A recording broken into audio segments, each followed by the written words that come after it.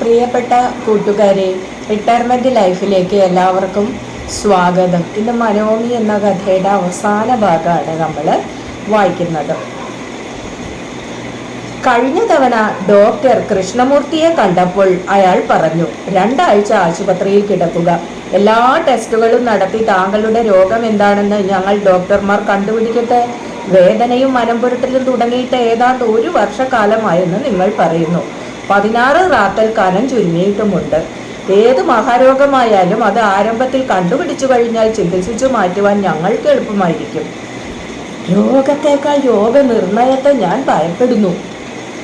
നിങ്ങളെപ്പോലെ ലോകപരിചയവും ബുദ്ധിശക്തിയുമുള്ള ഒരാൾ ആശുപത്രിയിൽ കിടക്കുവാൻ വൈമനസ്യം കാണിക്കുന്നതിൻ്റെ അർത്ഥം എനിക്ക് മനസ്സിലാവുന്നില്ല. നിങ്ങൾ മക്കളെ പഠിപ്പിച്ചു നല്ല നിലയിൽ എത്തിക്കുകയും ചെയ്തു. നിങ്ങൾ സകല കടമകളും ഭംഗിയായി നിർവഹിച്ചു കഴിഞ്ഞിരിക്കുന്നു. ഇനി മരണത്തെ കൂടി നിങ്ങൾക്ക് പേടിക്കേണ്ടതില്ല. ഒരൊറ്റ കടമ ബാക്കിയുണ്ട്. എൻ്റെ പഴയ സ്നേഹിതനായ ടെനക്കൂണിൻ്റെ പുത്രിയെ അനുരൂപനായ ഒരു യുവാവിന് വിവാഹം ചെയ്തു കൊടുക്കുക. അവൾ സനാഥയാവുന്നത് വരെ ഞാൻ ജീവിതത്തിൽ കടിച്ചു തൂങ്ങിക്കിടക്കും. നിങ്ങൾക്ക് ഗൗരവമായ യാതൊരു രോഗവുമുണ്ടെന്ന് എനിക്ക് അഭിപ്രായമില്ല. പക്ഷേ വയസ്സു കണക്കിലെടുക്കുമ്പോൾ ഏത് രോഗലക്ഷണത്തെയും കാര്യമാക്കി എടുക്കുന്നത് നിങ്ങളുടെ കുടുംബ ഡോക്ടർ എന്ന നിലയ്ക്ക് എൻ്റെ കടമയാണ്. എന്നോട് സഹകരിക്കുക. ഞാൻ ആശുപത്രിയിലേക്ക് വരാം ഡോക്ടർ, പക്ഷേ എനിക്ക് 1 മാസത്തെ അവധി തരണം. രൂപയുടെ പ്രസവം കഴിയട്ടെ, മനോമിയുടെ വിവാഹവും നടക്കട്ടെ. പിന്നീട് കൃതാർത്ഥനായി ഞാൻ ഏതു പരീക്ഷണത്തിനും വിധേയനാകാം. രൂപ പ്രസവിച്ച ദിവസം മനോമിയാണ് ആശുപത്രിയിൽ അവൾക്ക് സഹായത്തിനായി താമസിച്ചത്. രാത്രി അവൾക്ക് ചപ്പാത്തിയും കറിയും രൂപയ്ക്ക് പാലും റൊട്ടിയും കൊണ്ടുവന്നു കൊടുത്തതിനു ശേഷം ഞാനും മൂർത്തിയും വീട്ടിലേക്കു മടങ്ങി. ദൈവം നിന്നെ കാത്തു രക്ഷിക്കട്ടെ. ഞാൻ പോകുന്ന നേരത്ത് അവളുടെ തലയിൽ കൈവച്ചുകൊണ്ട് പറഞ്ഞു. അവൾ ഞങ്ങളുടെ ഒപ്പം ആശുപത്രിയുടെ ഗേറ്റ് വരെ നടന്നു. കാറ് അകത്ത് സ്ഥലമില്ലാത്തത് കൊണ്ട് പുറത്ത് നിരത്തിൻ വക്കത്താണ് മൂർത്തി പാർക്ക് ചെയ്തിരുന്നത്. നാളെ നിന്നെ വീട്ടിലേക്ക് കൊണ്ടുപോവാൻ ഞാൻ കാറ് കൊണ്ടുവരാം, മൂർത്തി പറഞ്ഞു. വേണ്ട, ഞാൻ അമ്മാവൻ്റെ കാറിൽ യാത്ര ചെയ്യാം, അവൾ പറഞ്ഞു. അതെന്താണ് അങ്ങനെ പറയുന്നത്? എൻ്റെ ഡ്രൈവിംഗ് നിനക്ക് ഇഷ്ടമില്ലെന്നുണ്ടോ? രുചിക്കാത്ത ഉത്തരം കേൾക്കേണ്ടതില്ലെങ്കിൽ ചോദ്യം ചോദിക്കാതിരുന്നാൽ മതി, മനോമി പറഞ്ഞു. അവൾ മൂർത്തിയെ കാണാതിരിക്കുവാൻ മുഖം തിരിച്ചുകൊണ്ടാണ് സംസാരിച്ചത്. അവളുടെ മട്ട് വിചിത്രമായി എനിക്ക് തോന്നി. എൻ്റെ ജാമാതാവ് ഏതെങ്കിലും വിധത്തിൽ അവളെ അലട്ടിയോ എന്ന് ഞാൻ ശങ്കിച്ചു. മൂർത്തി അത്തരക്കാരനല്ല, ഞാൻ എന്നോട് തന്നെ പറഞ്ഞു. മൂർത്തിയുടെ കാറിൽ യാത്ര ചെയ്യുമ്പോൾ ഞാൻ ധൈര്യം അവലംബിച്ച് അയാളോട് ചോദിച്ചു, മൂർത്തി, മനോമിക്ക് നിങ്ങളോട് എന്താണ് ഒരു വിരോധം? വിരോധമൊന്നുമില്ല. ആണുങ്ങളുമായി കിണുങ്ങുവാൻ അവൾക്ക് വലിയ ഉത്സാഹമാണ്. അച്ഛൻ ഇതൊന്നും കാണുന്നില്ലായിരിക്കാം. അവൾ കാരണം പ്രകാശവും വേദവല്ലിയും അന്യോന്യം സംസാരിക്കാതെയായി. ഞാനൊന്നും അറിഞ്ഞിട്ടില്ല. എന്തുണ്ടായി? മനോമി പ്രകാശത്തെ വശീകരിച്ചിരിക്കുകയാണ്. ഇന്നലെ വേദവല്ലിക്ക് സാരികൾ വാങ്ങിയപ്പോൾ പ്രകാശം മനോമിക്കും സാരികൾ വാങ്ങി.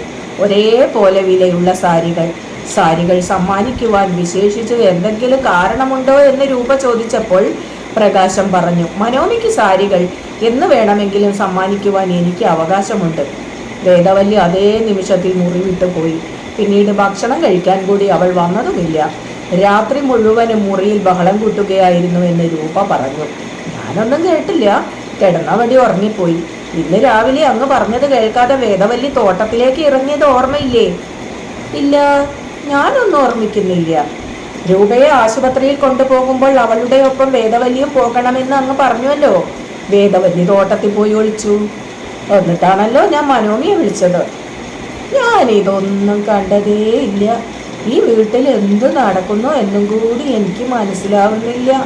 തമ്മിൽ സ്നേഹിച്ചും സംരക്ഷിച്ചും ജീവിക്കേണ്ട നിങ്ങൾ കലഹിക്കുന്നത് എനിക്ക് ഈ വയസ്സുകാലത്ത് കാണേണ്ടി വരും.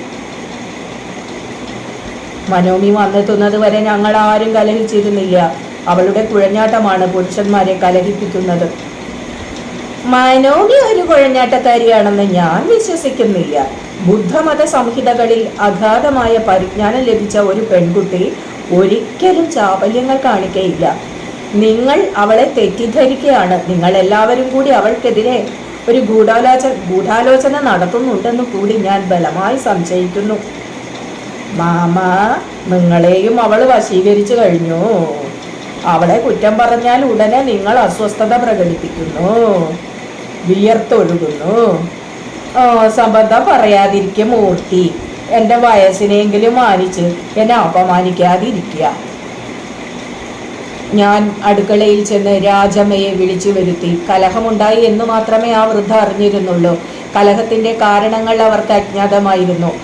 മനോമി നിഷ്കളങ്കയാണ്, അവർ പറഞ്ഞു. അവൾ താനി തങ്കമാണ്. അവളെ ശല്യപ്പെടുത്തുകയാണ് ഈ വങ്കന്മാർ 3 പേരും. എൻ്റെ മക്കളെയും മരുമകനെയും നിങ്ങൾ വങ്കന്മാരെന്നാണോ വിളിക്കുന്നത്? ഞാൻ ചോദിച്ചു.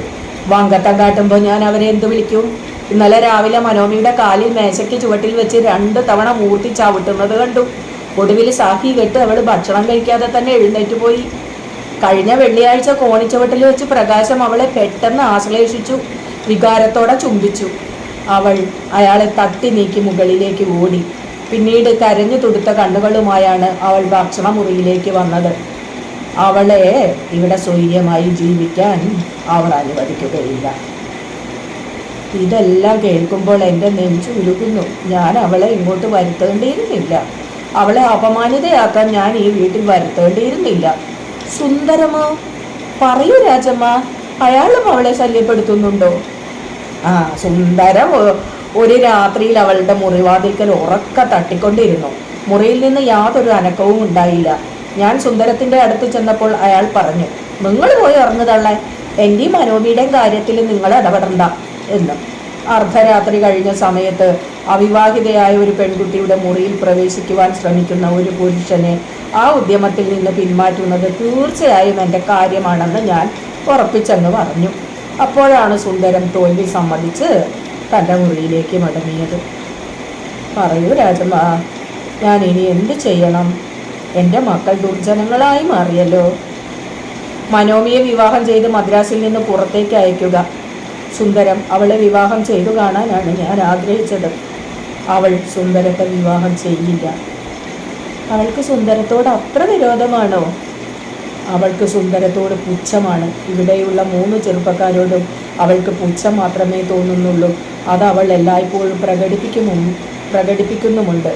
ജ്യേഷ്ഠന്മാരെന്ന് കരുതിപ്പോന്നവരൊക്കെ തെമ്മാടികളായി എന്ന് അവൾ എന്നോട് ദുഃഖത്തോടെ പറഞ്ഞു. അവർക്ക് ഓരോരുത്തർക്കും സമ്മാനിക്കുവാനായി കൊണ്ടുവന്നിരുന്ന വെള്ള ലങ്കൻ ഷർട്ടുകൾ അവൾ പെട്ടിയിൽ തന്നെ മടക്കി വെച്ചു. രാജമ്മ, അവർ എൻ്റെ പാരിതോഷികങ്ങൾ അർഹിക്കുന്നില്ല എന്ന് മനോമി എന്നോട് പറഞ്ഞു. അതെ യജമാന, മനോമി ദുഃഖിക്കുന്നു. ഇടയ്ക്കിടയ്ക്ക് മുറിയിൽ ചെന്ന് കരയുന്നു. പുരുഷന്മാരുടെ ശല്യം ഒരു ഭാഗത്ത്, സ്ത്രീകളുടെ കുത്തുവാക്കുകൾ മറ്റൊരു വശത്ത്. അവൾ നരകത്തിലാണ് ഇപ്പോൾ ജീവിക്കുന്നത്. വേദവലിയും രൂപയും അവളെ ശങ്കിക്കുന്നു. തങ്ങളുടെ ഭർത്താക്കന്മാരെ വശത്താക്കാൻ വന്ന യക്ഷിയാണ് അവളെന്ന് വേദവലി രൂപയോട് പറയുന്നത് ഞാൻ കേട്ടു. കറുത്ത പെൺകുട്ടികൾക്ക് വെളുത്തവരോട് പക കാണാറുണ്ട്. പക്ഷേ ഇത്രയധികം പക, ഇത്രയധികം വൈരം ഇത് സാധാരണമല്ല. മനോമിയെ ഇവരെല്ലാവരും കൂടി കൊന്നു കളയുമെന്ന് കൂടി ഞാൻ ഭയപ്പെടുന്നു. കൊല്ലുകയോ? ഒരിക്കലുമില്ല. ഇവിടെയുള്ളവർ ആരും കൊലപാതകികളല്ല. കൊലപാതകത്തിന് വേണം കുറച്ച് ചങ്കൂറ്റവും മനഃശക്തിയും. കൊലപാതകികളെ അല്ലേ വീടിന്റെ തട്ടിമ്പുറത്ത് ഒളിപ്പിച്ചു വെക്കുന്നത്? 2 വർഷങ്ങളായി ഇത്തരക്കാരെ ചോറും കൊടുത്ത് തട്ടിമ്പുറത്ത് സംരക്ഷിക്കുന്നില്ലേ? ഉറക്കെ പറയരുത്, വല്ലവരും കേട്ടാൽ സുന്ദരമാണ് ശിക്ഷ അനുഭവിക്കുക. സുന്ദരം കുട്ടിക്കാലം മുതൽക്കേ ഇതുപോലെയായിരുന്നു. തെറ്റു ചെയ്യാൻ ധൈര്യമില്ല, പക്ഷെ തെറ്റു ചെയ്തവരോട് ആദരവ് കാണിക്കും. അന്യരുടെ പാപം കടം വാങ്ങുന്ന ഒരു വിചിത്ര ജീവിയാണ് സുന്ദരം. നിങ്ങൾ എൻ്റെ കുട്ടികളെ പോറ്റി വളർത്തിയ വൃദ്ധയാണ്. അല്ലെങ്കിൽ ഞാൻ ഇത്തരം ശകാരങ്ങൾ കേട്ടാൽ നിങ്ങളെ ചവിട്ടി തെറിപ്പിക്കുമായിരുന്നു. രാജമ്മ ചിരിച്ചു. മനോമിയുടെ വിവാഹം ഉറപ്പിക്കണം, അല്ലെങ്കിൽ അവളെ വീണ്ടും ശ്രീലങ്കയിലേക്ക് അയക്കണം. ഞാൻ പറഞ്ഞു, അതെ, ശ്രീലങ്കയിലേക്ക് അവളെ മടക്കി അയക്കണം. അവളുടെ ഒപ്പം ഞാനും ശ്രീലങ്കയിലേക്ക് പോകും. 17 വർഷങ്ങളായി ഞാൻ ആ ദ്വീപ് വിട്ട് ഇങ്ങോട്ട് വന്നിട്ട്. സ്വർഗമായ ആ രാജ്യത്തേക്ക് ഒരിക്കൽ കൂടി പോകാനും അവിടെ കടൽക്കരയിൽ നിന്നുകൊണ്ട് സൂര്യാസ്തമയം ഒരിക്കൽ കൂടി കാണാനും എനിക്ക് കലശലായ മോഹം തോന്നുന്നുണ്ട്. യാത്ര ചെയ്യാനുള്ള ആരോഗ്യം അങ്ങേക്കില്ല. ആശുപത്രിയിൽ കിടക്കാനല്ലേ ഡോക്ടർ കൃഷ്ണമൂർത്തി പറഞ്ഞത്? ദീനക്കാരനായതുകൊണ്ടാണ് എനിക്ക് വേഗം ശ്രീലങ്കയിൽ പോകാൻ ആഗ്രഹം തോന്നിയത്. എൻ്റെ ആരോഗ്യവും യൗവനവും ഞാൻ അവിടെ എറിഞ്ഞു പോന്നു. നഷ്ടപ്പെട്ടതെല്ലാം മടക്കിയെടുക്കാൻ ഞാൻ ആഗ്രഹിക്കുന്നു. എനിക്ക് പലപ്പോഴും തോന്നിയിട്ടുണ്ട് അങ്ങേക്ക് പുണ്യകാന്തി നോണോയെ സ്നേഹമായിരുന്നുവെന്ന്. നിങ്ങളുടെ ജൽപ്പനങ്ങൾ കൂടി പോന്നു തള്ളേ. രാജമ്മ മോണകൾ കാണിച്ച് ഉറക്കെ ചിരിച്ചു. അന്നു രാത്രിക്ക് എനിക്ക് ഉറക്ക ഗുളികകൾ കഴിച്ചിട്ട് ഉറങ്ങാൻ കഴിഞ്ഞില്ല. രക്തസമ്മർദ്ദത്തിൻ്റെതായ തലവേദന എൻ്റെ ശിരസിനെ പീഡിപ്പിച്ചു. കണ്ണുകൾ മയങ്ങുന്നതായും കാതിൽ കാറ്റ് ചൂളം വിളിക്കുന്നതായും എനിക്ക് തോന്നി. ഞാൻ എഴുന്നേറ്റ് സൽക്കാരമുറിയിലെത്തി രാജമ്മയെ വിളിച്ചു. കുറച്ച് കാപ്പിയും റൊട്ടിക്കഷ്ണം ഒരിച്ചതും തരാൻ ആജ്ഞാപിച്ചു. അവർ അടുക്കളയിൽ പണിയെടുക്കുമ്പോൾ തോട്ടത്തിൽ കുറുക്കൻ ഓരിയിടുന്നത് ഞാൻ കേട്ടു. അതിനുശേഷം വീണ്ടും അന്തരീക്ഷം നിശ്ചലമായി വന്നത്. സുന്ദരം തട്ടിൻപുറത്ത് ഇപ്പോൾ ഉണ്ടാവുമോ? എനിക്ക് അയാളെ കണ്ട് സംസാരിക്കണമെന്ന് പറയൂ. ശരി, കോണിപ്പടികൾ കയറിയിട്ടാണ് എൻ്റെ കാൽമുട്ടുകൾ നോവുന്നത്. എനിക്ക് 70 വയസ്സായെന്ന കാര്യം ഇവിടെ ആരും ഓർക്കുന്നതേ ഇല്ല. രാജമ്മ കുറുകുറുത്തുകൊണ്ട് ഇടനാഴിയിലേക്ക് പോയി. സുന്ദരം ഡോക്ടറെ യാത്രയാക്കിയതിനു ശേഷം സൽക്കാരമുറിയിലെത്തിയപ്പോൾ ക്ലോക്ക് 2 തവണ ശബ്ദിച്ചു. അച്ഛന് ഇന്ന് ഉറക്കം കിട്ടുന്നില്ലേ? അയാൾ ചോദിച്ചു. അച്ഛന് ഈ വീട്ടിൽ എങ്ങനെ ഉറക്കം കിട്ടും? നിങ്ങളെല്ലാവരും കൂടി ആ പാവം സിംഹള പെൺകുട്ടിയെ വേട്ടയാടുമ്പോൾ ഞാൻ എങ്ങനെ ഉറങ്ങും? എന്താണ് നിങ്ങളുടെ ഭാവം? കുലീനത്വമില്ലാത്തവരാണ് നിങ്ങൾ എന്ന് അവർക്ക് ബോധ്യം വരുത്തുകയോ? അച്ഛൻ കാര്യത്തിലേക്ക് കടക്കും. ഞാൻ എന്ത് ചെയ്യണമെന്നാണ് അച്ഛൻ ഉദ്ദേശിക്കുന്നത്? എനിക്ക് ആ കുടുംബത്തോടുള്ള കടപ്പാട് നിനക്കറിയാം. നീ അവളെ ഭാര്യയാക്കുമെന്നാണ് ഞാൻ വിചാരിക്കുന്നത്. അച്ഛന് ആഗ്രഹമുണ്ടെങ്കിൽ ആ വിവാഹം നടക്കട്ടെ. പക്ഷെ പുലികൾ എന്നെ വെച്ചേക്കുമെന്ന് അച്ഛൻ വിചാരിക്കുന്നുവോ? അവർ എന്നെ കൊല്ലും അച്ഛാ. സിംഹളക്കാരിയെ വിവാഹം ചെയ്താൽ അവർ എന്നെ കൊല്ലും. നീയും അവളെ ശത്രുവായി കാണുന്നുണ്ടോ? അവളെ കൊല്ലുവാൻ നീയും ആഗ്രഹിക്കുന്നുണ്ടോ? സത്യം പറയൂ. അവളുടെ ജീവന് ഈ വീട്ടിൽ അപായം വന്നേക്കുമോ? എന്നാൽ ഞാൻ അവളെയും കൂട്ടി ശ്രീലങ്കയിലേക്ക് യാത്രയാവാം. അച്ഛനോ? അച്ഛൻ ഈ വിഷമഘട്ടത്തിൽ ശ്രീലങ്കയ്ക്ക് പോവേ? ഒരിക്കലും പാടില്ല. അച്ഛനെ ശ്രീലങ്കയ്ക്ക് പോവാൻ ഒരിക്കലും അനുവദിക്കയില്ല. മരിക്കുന്നതിന് മുമ്പ് ശ്രീലങ്ക ഒന്നുകൂടി കാണുവാൻ ഞാൻ ആഗ്രഹിക്കുന്നു. അവിടെ ചെന്നാലെങ്കിലും എനിക്ക് മനസമാധാനം കിട്ടുമെന്ന് ഞാൻ വിശ്വസിക്കുന്നു. അവിടെ താമസിക്കുമ്പോൾ ഞാൻ സന്തുഷ്ടനായിരുന്നു, സ്നേഹിക്കപ്പെട്ടവനായിരുന്നു. അതെ മകനെ, എനിക്ക് ശ്രീലങ്കയിൽ പോകാം. രക്തപരിശോധനയുടെയും മറ്റ് ടെസ്റ്റുകളുടെയും വിവരം അറിയുവാൻ മനോമിയാണ് ആശുപത്രിയിൽ ചെന്നത്. ഡോക്ടർ കൃഷ്ണമൂർത്തി അവളെ കണ്ടപ്പോൾ ആശ്ചര്യത്തോടെ ചോദിച്ചു, നിങ്ങൾ മാത്രമേ വന്നിട്ടുള്ളൂ? ആൺമക്കൾ വരാഞ്ഞതെന്തേ? സുന്ദരം തൃശ്ശിനാപ്പള്ളിക്ക് പോകുന്നു. പ്രകാശത്തിന് സമയവുമില്ല. ഫാക്ടറിയിൽ പണിമുടക്കും പ്രകടനങ്ങളും നടന്നു. ലേബർ ഓഫീസർ വീട്ടിലെത്തി പ്രകാശവുമായി തർക്കിക്കുന്നുണ്ട്. എന്നാൽ മിസ്റ്റർ അണ്ണാദുരയുടെ രോഗവിവരം ഞാൻ നിങ്ങളെ അറിയിക്കാം. ക്യാൻസറാണ് അദ്ദേഹത്തിന് എന്ന് തെളിഞ്ഞിരിക്കുന്നു. ശസ്ത്രക്രിയ ചെയ്യാൻ പറ്റാത്ത വിധം അത് വയറ്റിൽ വളർന്നു കഴിഞ്ഞു. പാൻക്രിയാസിനെയാണ് അർബുദം ബാധിച്ചിരിക്കുന്നത്. വേദന കുറയ്ക്കാനുള്ള മരുന്നുകൾ കൊടുത്ത് വിശ്രമിപ്പിക്കുക മാത്രമേ നമുക്ക് ചെയ്യേണ്ടതുള്ളൂ. എന്ന് വേണമെങ്കിലും അദ്ദേഹം മരിച്ചേക്കാം.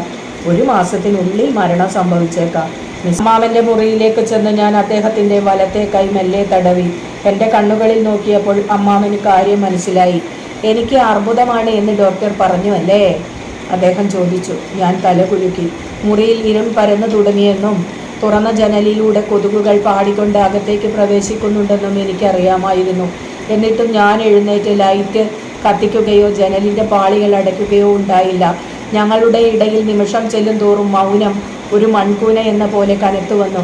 അമ്മാമനോട് ആ കഠിന വാർത്ത അദ്ദേഹത്തിൻ്റെ മൂത്ത മകൻ പറയേണ്ടിയിരുന്നു. ഞാൻ എന്നോട് തന്നെ പറഞ്ഞു, ഇത്രയധികം ദുഃഖം ഞാൻ എന്തിന് ആ സ്നേഹധനനെ സമ്മാനിച്ചു? ഒടുവിൽ വളരെ നേരം കഴിഞ്ഞതിന് ശേഷം അമ്മാമൻ കൈനീട്ടി എൻ്റെ മുഖത്ത് പറ്റി നിന്നിരുന്ന കണ്ണുനീർ തുടച്ചു. ഈ വർഷത്തിൻ്റെ ആദ്യത്തിൽ നിനക്കൊരച്ഛനെ നഷ്ടപ്പെട്ടു. വർഷം അവസാനിക്കുമ്പോഴേക്കും വീണ്ടും അതേ ദുഃഖം നീ അനുഭവിക്കാൻ പോകുന്നു മകളെ, അദ്ദേഹം പറഞ്ഞു.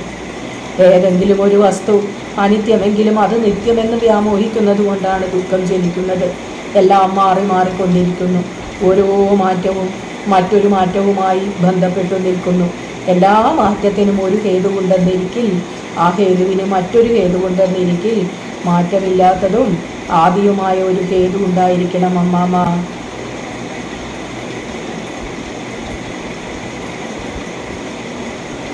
ആത്മാവ് പരമാത്മാവിൽ ലയിക്കുമ്പോൾ അതിന് നിർവ്വാണം ലഭിക്കുന്നു എന്ന് ഹിന്ദുക്കൾ പറയുന്നു. കർമ്മങ്ങൾ അവസാനിച്ചാൽ ചിത്തവൃത്തി നിരോധം സംഭവിക്കുന്നു. അപ്പോൾ സ്നേഹവും ജീവിതവും ചിന്തയും ഇല്ലാതാക്കുന്നു. ഓർമ്മ ഇല്ലാതാവുമോ?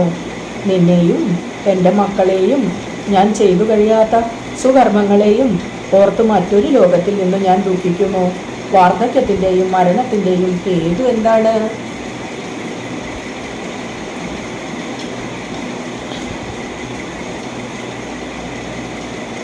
അമ്മാമൻ എൻ്റെ കൈവിരലുകൾ ചുംബിച്ചു. അദ്ദേഹത്തിൻ്റെ മുഖത്ത് മുമ്പൊന്നും കാണാൻ കഴിഞ്ഞിട്ടില്ലാത്ത ഒരു ശാന്തി എനിക്ക് കാണാൻ കഴിഞ്ഞു. ജനലിനു പുറത്ത് കറുത്ത വെൽവെറ്റ് പോലെയുള്ള ആകാശം പെട്ടെന്ന് ഉജ്ജ്വലമായി. വൃക്ഷഛായയിൽ നിന്ന് പുറത്തിറങ്ങിയ ചന്ദ്രബിംബം ആരോ പെട്ടെന്ന് കത്തിച്ചു വെച്ച വിളക്കെന്ന പോലെ എനിക്ക് തോന്നി. വഴികാട്ടിയായ വിളക്ക്. ചന്ദ്രനെ വിളക്കായി കണ്ടതിൽ ഞാൻ ഉടനെ തന്നെ ലജ്ജിച്ചു. പ്രതീകങ്ങളാക്കി സാധാരണ ദൃശ്യങ്ങളെ വില കൂട്ടുന്ന സ്വഭാവം എനിക്ക് ഉണ്ടായിരുന്നില്ല. ഇന്ത്യയിൽ വന്ന് 22 ദിവസങ്ങൾ കഴിഞ്ഞപ്പോഴേക്കും ഭാരത ചിന്തയുടെ സ്വാധീനം എൻ്റെ ചിന്തകൾ പ്രകടമാക്കി. നിനക്ക് വിശക്കുന്നുണ്ടാവും മനോമി, നീ ചുവട്ടിൽ പോയി അത്താഴം കഴിക്കുക. രാജമ്മയോട് എനിക്ക് കുറച്ച് ഗോതമ്പ് കഞ്ഞി ഇവിടെ കൊണ്ടുവന്ന് തരാൻ പറയൂ. രാജമ്മ ക്ഷേത്രത്തിൽ പോയിരിക്കുകയാണ്. ഇന്ന് ആവണി അവിട്ടമാണെന്ന് അവർ എന്നോട് പറഞ്ഞു. അവർ മടങ്ങി വരുമ്പോൾ കഞ്ഞിയുടെ കാര്യം നീ ഓർമ്മപ്പെടുത്തുക. അമ്മാമ്മ, ഞാൻ ഉണ്ടാക്കിത്തരാം ഗോതമ്പ് കഞ്ഞി. വേണമെങ്കിൽ ഒരു പാത്രം കിരിബാത്ത് ഞാൻ ഉണ്ടാക്കിത്തരാം. ലങ്കം ഇട്ടതിന് ശേഷം അമ്മാമൻ തേങ്ങാപ്പാൽ ഒഴിച്ച് ആ കഞ്ഞി കഴിച്ചിരിക്കയില്ല. താങ്ക് യു മകളെ. കോണിപ്പടിമേൽ എൻ്റെ കാലൊച്ച മുഴങ്ങിയപ്പോൾ ഭക്ഷണമുറിയിലെ സംസാരം നിലച്ചു. അവർ എന്നെപ്പറ്റി ആയിരുന്നിരിക്കണം സംസാരിച്ചിരുന്നത്. എല്ലാവരും പതിവിന് വിരുദ്ധമായി നേരത്തെ തന്നെ അത്താഴത്തിനു ഹാജരായിരുന്നു. അച്ഛനെ വിളിക്കൂ, വേദവല്ലി പറഞ്ഞു. ഇന്ന് പെരിയപ്പാവിന് ഇഷ്ടമുള്ള സേമിയ പായസമുണ്ട്, പ്രകാശിൻ്റെ മൂത്ത മകൻ വിളിച്ചു പറഞ്ഞു. എൻ്റെ മുഖഭാവം കണ്ടുകൊണ്ടാവാം പ്രകാശൻ ചോദിച്ചു. എന്തു പറ്റി? അച്ഛനെ പറ്റി ഡോക്ടർ എന്തു പറഞ്ഞു? അച്ഛന് പാൻക്രിയാസിൻ്റെ അർബുദമാണ്. ദൈവമേ, ഇനി നാം എന്ത് ചെയ്യും? വേദവല്ലി ആരോടെന്നില്ലാതെ ചോദിച്ചു. ശസ്ത്രക്രിയ വേണ്ടിവരുമല്ലേ? പ്രകാശം ചോദിച്ചു. ശസ്ത്രക്രിയ ചെയ്തിട്ട് ഇനി യാതൊരു ഫലവുമില്ലെന്നാണ് ഡോക്ടർ കൃഷ്ണമൂർത്തിയുടെ അഭിപ്രായം. ഡോക്ടർ കൃഷ്ണമൂർത്തിക്ക് തെറ്റുപറ്റാമല്ലോ. ഞാൻ ഡോക്ടർ തോമസിനെ ഫോൺ ചെയ്തു വരുത്താം. പ്രകാശം കസാലയിൽ നിന്ന് എഴുന്നേറ്റു. വേണ്ട, ഞാൻ പറഞ്ഞു. ഇപ്പോൾ അച്ഛനെ അലട്ടുന്നത് ശരിയല്ല. നാളെ രാവിലെ അച്ഛൻ്റെ സമ്മതം മേടിച്ച് പുതിയ ഡോക്ടറെ വിളിക്കാം. ഇന്ന് അച്ഛൻ സുഖമായി ഉറങ്ങട്ടെ. അച്ഛൻ എങ്ങനെ ഉറങ്ങും? പ്രകാശൻ ചോദിച്ചു. ക്യാൻസറാണെന്ന് അറിഞ്ഞിട്ടും അച്ഛൻ ഇന്നു രാത്രി ഉറങ്ങുമെന്ന് നീ കരുതുന്നുണ്ടോ? നിങ്ങളുടെ അച്ഛന് മരണഭയമില്ല. പേരിയപ്പ മരിക്കാൻ പോകയാണോ? പ്രകാശത്തിൻ്റെ മൂത്ത മകൻ ചോദിച്ചു. ഇളയ മകൻ കസലമേൽ നിന്ന് ധൃതിയിൽ എഴുന്നേറ്റു. എനിക്ക് പെരിയപ്പ മരിക്കുന്നത് കാണണം. അവൻ കോണിപ്പടി കയറുവാൻ തുടങ്ങി. സന്ദീപ്, അടിക്കും നിന്നെ ഞാൻ, വേദവല്ലി വിളിച്ചു പറഞ്ഞു. സുന്ദരം എവിടെ? പ്രകാശം ചോദിച്ചു. സുന്ദരം തിരുനെൽവേലിക്ക് പോയിരിക്കുകയാണ്. എല്ലാ ചുമതലകളും എൻ്റെ തലയിൽ വെച്ച് കെട്ടിയിട്ട് അവൻ സർക്കിട്ടിന് പോവും. ഫാക്ടറിയിൽ പണി മുടക്ക് തുടങ്ങിയിട്ട് ഇന്നേക്ക് 2 ആഴ്ച കഴിഞ്ഞു. ഇത് പറ്റി നമുക്ക്?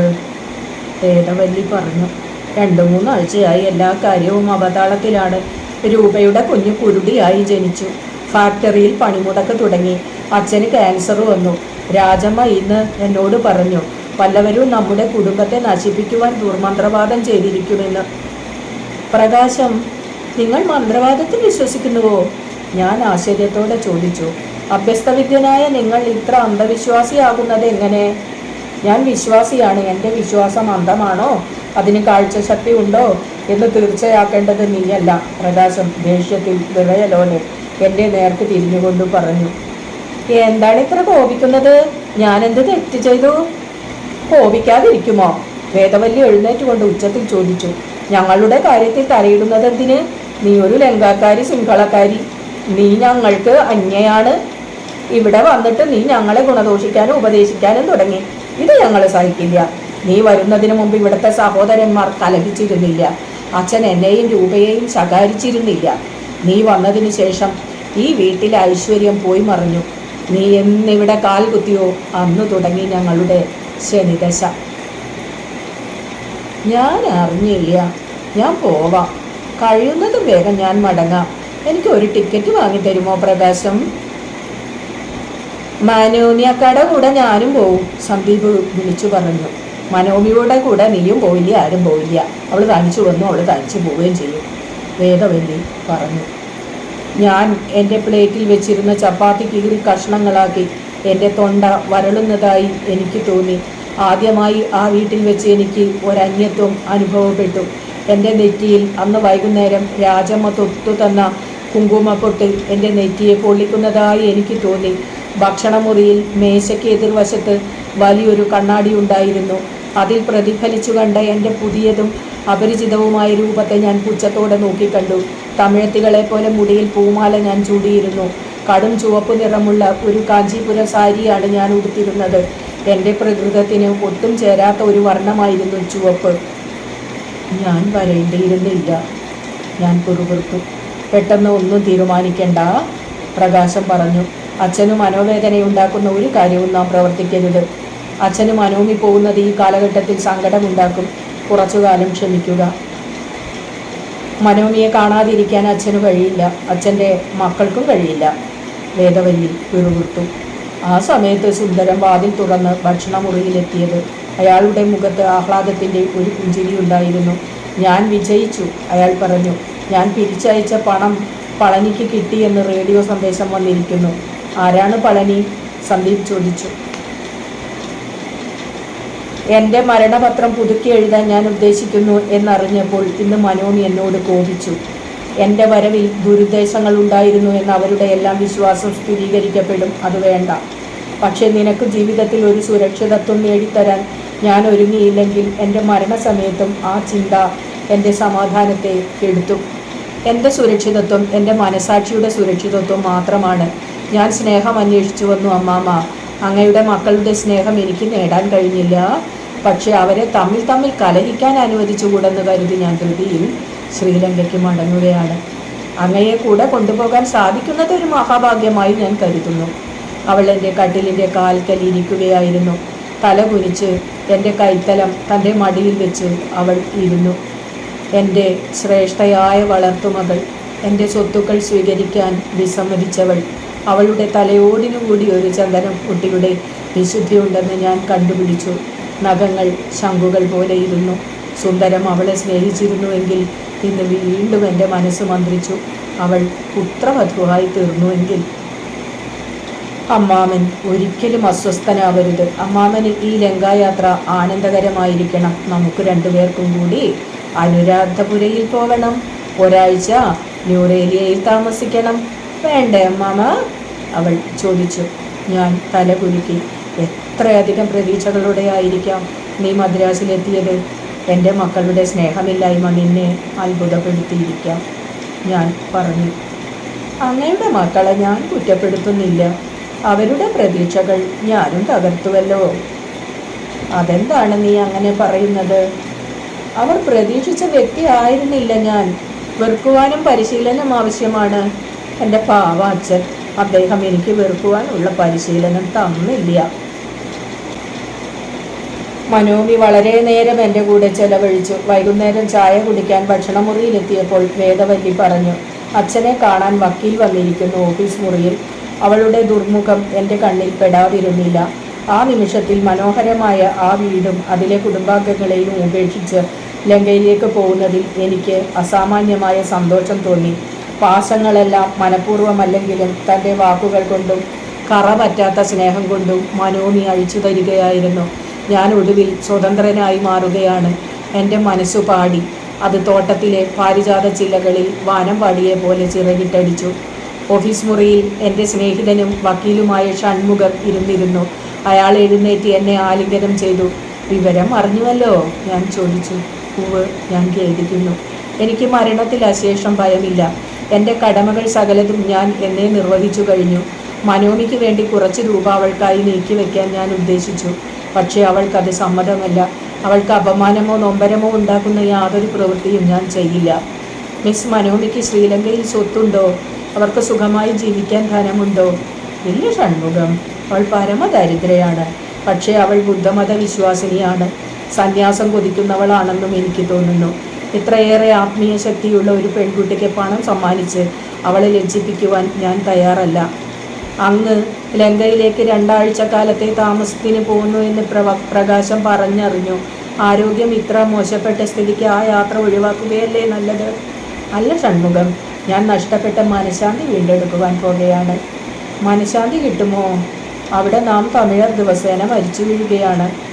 തമിഴർ മാത്രമല്ല, സിംഹളക്കാരും മരിക്കുന്നു. മരണത്തിന് വംശം മനസ്സിലാക്കാനുള്ള വിഡ്ഢി കഴിവുകൾ ഇല്ലല്ലോ. അവിടെയുള്ളവരുടെ രക്തം ആര്യമോ ദ്രാവിഡമോ അല്ല, അത് ആര്യ ദ്രാവിഡ രക്തമാണ്. അത് മറന്നുകൊണ്ടാണ് അവർ മനോഹരമായ ദ്വീപിൽ മരണം വിതയ്ക്കുന്നത്. അപ്പോൾ മരണപത്രം പുതുക്കി എഴുതേണ്ടതില്ല അല്ലേ? ഷൺമുഖം ചോദിച്ചു. അദൃശ്യങ്ങളായ സ്വത്തുക്കൾ സമ്മാനിക്കുവാൻ മരണപത്രമോ വക്കീലോ ആവശ്യമില്ല. ഷൺമുഖം എന്നോടൊപ്പം പൊട്ടിച്ചിരിച്ചു. അന്നു രാത്രി ഭക്ഷണത്തിനിരിക്കുമ്പോൾ ഞാൻ എൻ്റെ കുടുംബാംഗങ്ങളെ ഒരു പ്രത്യേക വാത്സല്യത്തോടെ നോക്കിക്കണ്ടു. സ്വതവേ വെറിയനായ പ്രകാശം തൻ്റെ ഇളയ മകൻ്റെ വായിൽ ചപ്പാത്തി പൊട്ടിച്ചു വെക്കുന്നുണ്ടായിരുന്നു. പൊട്ടിച്ചവയ്ക്കുന്നത് നിർത്തി എൻ്റെ നേർക്ക് നോക്കുകയും പുഞ്ചിരി തൂക്കുകയും ചെയ്തു. വേദവല്ലി പ്രകാശത്തിൻ്റെ കസാലയും പിടിച്ച് എന്നെ കാത്തു നിൽക്കുകയായിരുന്നു. വൈരം പതിച്ച ആഭരണങ്ങളും ധരിച്ച് ഞാൻ നേടിയെടുത്ത പ്രതാപത്തിൻ്റെ മുഖ്യ പ്രതിനിധി എന്ന മട്ടിൽ. സുന്ദരം മനോമിക്കെതിരായി ചിരിക്കാത്ത ചുണ്ടുകളോടെ ഇരുന്നു. മേശയെ പ്രദക്ഷിണം വെച്ചുകൊണ്ട് വൃദ്ധയായ രാജമ്മ ഓരോ പാത്രങ്ങൾ ഓരോരുത്തർക്കായി നീട്ടിക്കൊണ്ടിരുന്നു. മൂർത്തിയും രൂപയും എത്തിയിരുന്നു. മൂർത്തി കുട്ടിയെ കൊണ്ടുവന്നില്ലേ? ഞാൻ ചോദിച്ചു. ആ ചോദ്യത്തിന് രൂപയാണ് മറുപടി പറഞ്ഞത്. ഇല്ല അച്ഛാ, രാത്രി ആയതുകൊണ്ടാവാ കൊണ്ടുവരാത്തതല്ലേ. രാത്രി കുഞ്ഞിന് ഭയണ്ടോ? ഇല്ല അച്ഛാ, രൂപ പറഞ്ഞു. കുഞ്ഞിന് കണ്ണ് കാണില്ലല്ലോ, രാത്രിയുടെ പ്രത്യേകമായ ഇരുട്ട് കണ്ട് ഭയം തോന്നുവാൻ. ഞാൻ നടുങ്ങി. ഓർക്കാതെ ഞാൻ അവളെ വേദനിപ്പിച്ചുവെന്ന് എനിക്ക് മനസ്സിലായി. അച്ഛൻ ഇപ്പോൾ യാത്ര ചെയ്യുന്നത് ശരിയല്ല എന്നാണ് മൂർത്തി പറയുന്നത്, രൂപ പറഞ്ഞു. അതെ സാർ, കുറച്ച് ചികിത്സയും വിശ്രമവും കഴിച്ചു പോകുകയാണ് നല്ലത്, മൂർത്തി പറഞ്ഞു. അയ്യാവ് പോകുമ്പോൾ എന്നെയും കൊണ്ടുപോയാൽ നന്നായിരുന്നു. ഞാൻ സൂപ്പും കുരുമുളക് രസവും ഉണ്ടാക്കി തരും, രാജമ്മ പറഞ്ഞു. അവർക്ക് എൻ്റെ രോഗത്തെപ്പറ്റി അറിവുണ്ടായിരുന്നില്ല. അതുകൊണ്ട് അവർ സന്തുഷ്ടയായി കാണപ്പെട്ടു. മനോമി സൂപ്പ് ഉണ്ടാക്കി തരും, ഞാൻ പറഞ്ഞു. മനോമി വരുമ്പോൾ വെറും കൈയായി പോന്നു, മടങ്ങുമ്പോൾ അയ്യാവിനെയും കൊണ്ടുപോകുന്നു, രാജമ്മ പറഞ്ഞു. ചെറിയ കുട്ടികൾ മാത്രം രാജമ്മയുടെ വാക്കുകൾ കേട്ട് ചിരിച്ചു. ഷൺമുഖം പോയോ? സുന്ദരം ചോദിച്ചു. പൂവ്. മരണപത്രം മാറ്റി എഴുതാനാണ് താൻ വരുന്നതെന്ന് ഷൺമുഖം ഫോണിൽ പറഞ്ഞു, പ്രകാശം പറഞ്ഞു. ഞാൻ മൗനം അവലംബിച്ചു. പക്ഷേ മനോമിയുടെ വിളർത്ത മുഖം വിവർണമാവുന്നത് എനിക്ക് കാണാമായിരുന്നു. അവൾ ഭക്ഷണം കഴിക്കുന്നത് പെട്ടെന്ന് നിർത്തി ചോദ്യഭാവത്തിൽ എൻ്റെ മുഖത്തേക്ക് നോക്കി. അച്ഛൻ മരണപത്രം മാറ്റി എഴുതിയോ? സുന്ദരം ചോദിച്ചു. ഞാൻ അധ്വാനിച്ച് സമ്പാദിച്ച സ്വത്ത് വിതരണം ചെയ്യുന്നതിന് എനിക്ക് അധികാരമുണ്ട്, ഞാൻ പറഞ്ഞു. അച്ഛന് വേണ്ടി അധ്വാനിക്കുന്ന എന്നോടുകൂടി ചോദിക്കാതെ, പ്രകാശം പറഞ്ഞു. അമ്മേ, മരണപത്രം എന്ന് വെച്ചാൽ എന്താ? സന്ദീപ് വേദവല്ലിയോട് ചോദിച്ചു. തിരുച്ചെൽവത്തിൻ്റെ മുറിവുകൾ ഉണങ്ങിക്കഴിഞ്ഞിരുന്നു. കെട്ടുകൾ അഴിച്ച് ചൂടുവെള്ളം മുക്കി തുടയ്ക്കുമ്പോൾ ഞാൻ അയാളോട് പറഞ്ഞു, ഞാൻ ഈ തിങ്കളാഴ്ച മദ്രാസ് വിട്ടു പോവുകയാണ്. അയാൾ നീണ്ട ഇമോകളുള്ള തൻ്റെ കണ്ണുകളാൽ എന്നെ നോക്കി. എന്തിന്? എനിക്കും അടങ്ങാൻ സമയമായി. എങ്ങോട്ട്? ലങ്കയ്ക്ക്. അയ്യോ, ലങ്കയിൽ ലഹള നടക്കുകയാണല്ലോ. സിംഹളസേന നിങ്ങളെ ഉപദ്രവിക്കും. ഇല്ല, അവർ എന്നെ ഉപദ്രവിക്കില്ല തിരുച്ചെൽവം. ഞാൻ സിംഹളക്കാരിയാണ്. നിങ്ങൾ സിംഹളക്കാരിയോ? അയാളുടെ തൊണ്ടയിടറി. അതെ, എൻ്റെ പേര് മനോമി ടെനപ്പൂൺ എന്നാണ്. ഞാൻ അണ്ണാദുരയുടെ വളർത്തുമകൾ മാത്രമാണ്. അയാൾ തൻ്റെ മുഖം ഞാൻ കാണരുതെന്ന് കരുതിയാവാം പായിൽ കമിഴ്ന്നു കിടന്നു. അയാളുടെ തോളുകൾ ഇളകി. തിരുച്ചെൽവം, നീ കരയുകയാണോ? ഞാൻ ചോദിച്ചു. അയാളുടെ പുറം 2 തവണ തടവിയ ശേഷം ഞാൻ അവിടം വിട്ടു. നിൽക്കൂ, അയാൾ ആജ്ഞാപിച്ചു. ഞാൻ അത് കേട്ടതായി നടിച്ചില്ല. വംശത്തിനും രാഷ്ട്രീയത്തിനും അതീതമായി ഒരു ശക്തി ഞങ്ങളെ തെറ്റു ചെയ്യിക്കുമെന്ന് ഞാൻ ഭയന്നു. ഞങ്ങളുടെ യൗവനം ആ യുവാവിനെ സ്പർശിക്കുമ്പോഴൊക്കെ എൻ്റെ ശരീരം കോൾമേർ കൊണ്ടിരുന്നില്ലേ? ആ ചുണ്ടുകളിൽ ചുംബിക്കുവാൻ ഞാൻ എത്ര തവണ കാക്ഷിച്ചു. ഇല്ല, ഒരിക്കലും ഇനി അയാളെ ഞാൻ കണ്ടുകൂടാ. ഞാൻ എന്നോട് തന്നെ പ്രതിജ്ഞ ചെയ്തു. തൻ്റെ ബോധിയാത്രയ്ക്ക് തടസ്സവും വിലങ്ങുതടിയുമായി ആ സുന്ദര ശരീരം രൂപാന്തരപ്പെട്ടുകൂടാ. ശരീരത്തിൻ്റെ നിഷ്കളങ്കത്വം ഒരിക്കലും നശിക്കാതിരിക്കട്ടെ. വിമാനത്താവളത്തിൽ ഞങ്ങളെ യാത്രയാക്കാൻ ഒരു വലിയ ജനക്കൂട്ടം തന്നെ ഹാജരായിരുന്നു. അമ്മാമൻ സ്നേഹപൂർവ്വം എല്ലാവരോടും യാത്ര പറഞ്ഞു. രാജമ്മയും വേദവല്ലിയും രൂപയും പൊട്ടിക്കരഞ്ഞു. പെരിയപ്പ എന്നു മടങ്ങും? പ്രദീപ് ചോദിച്ചു. യുദ്ധം അവസാനിച്ചാൽ മടങ്ങും, അമ്മാമൻ പറഞ്ഞു. ഏത് യുദ്ധം? സന്ദീപ് ചോദിച്ചു. എല്ലാ യുദ്ധവും അവസാനിക്കുമ്പോൾ ഞാൻ മടങ്ങും, അമ്മാമൻ പറഞ്ഞു. കുട്ടികൾ അദ്ദേഹത്തെ ആശ്ലേഷിച്ചു. ഷൺമുഖം പറഞ്ഞു. അച്ഛൻ മരണപത്രം മാറ്റി എഴുതിയില്ല എന്ന് അച്ഛനെ അന്ന് വേദനിപ്പിച്ചതിൽ ഞാൻ ഖേദിക്കുന്നു, പ്രകാശം താഴ്ന്ന സ്വരത്തിൽ പറഞ്ഞു. ഞാനും, സുന്ദരം പറഞ്ഞു. നിനക്ക് ഇന്ത്യയിൽ വന്നതുകൊണ്ട് ഒരു നേട്ടവും ഉണ്ടായില്ല മനോമി, രൂപ പറഞ്ഞു. നിന്റെ യാത്ര ഒരു നഷ്ടക്കച്ചവടമായിരുന്നു, മൂർത്തി ഉറക്കെ ഉറക്കെ ചിരിച്ചുകൊണ്ട് പറഞ്ഞു. തരം താണ ഫലിതം പുറത്തിറക്കരുത്, രൂപ അയാളോട് നീരസത്തോടെ പറഞ്ഞു. വിമാനം നിലത്തുനിന്ന് ഉയർന്നപ്പോൾ അമ്മാമൻ പറഞ്ഞു. നിന്നോട് എനിക്ക് എന്തെന്നില്ലാത്ത നന്ദിയുണ്ട്. ആ നന്ദി പ്രകടനത്തിന് മറുപടി പറയുവാൻ ഞാൻ മെനക്കെട്ടില്ല. അദ്ദേഹത്തിൻ്റെ കണ്ണുകളുടെ തിളക്കം നോക്കിക്കൊണ്ട് ഞാൻ സംസാരിക്കാതെയിരുന്നു. അമ്മാമനെയും കൂട്ടി ഗോൾഫേസ് കടൽ തീരത്ത് നടക്കാൻ പോകുന്നത് സ്വപ്നം കാണുകയായിരുന്നു ഞാൻ. രക്തവർണ്ണനായ സൂര്യൻ അസ്തമിക്കുന്നത്.